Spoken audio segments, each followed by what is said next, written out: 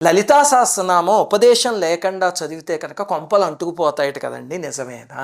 ఇది కూడా ఏమిటంటే ఎక్కువ మంది లలితా సహస్రనామం చదివితే ప్రపంచం బాగుపడుతుంది. అలా బాగుపోయాడు కన్నా కలిపురుషుడు చేసే ఒక పాడు పని. గురువు దగ్గర ఉపదేశం తీసుకోవాలి అంటే మన తెలుగు వాళ్ళందరికీ చాలా తేలిక. మనకి సామవేదం వారు, చాగంటి వారు, పద్దిపత్తి పద్మాకర్ గారు ఇలాంటి వాళ్ళందరూ గురుతుల్యులు.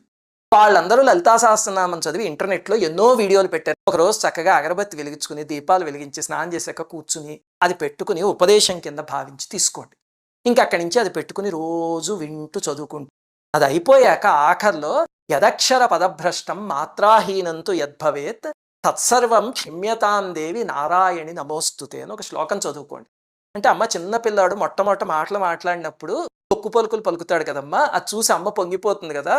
అలాగే నేను కూడా ఏవో తప్పులు చదువుంటాను. నన్ను క్షమించమ్మా అని చెప్తే అమ్మవారు పొంగిపోతారు. తల్లి పిల్లవాడి పలుకులు విని పొంగిపోయినట్టే.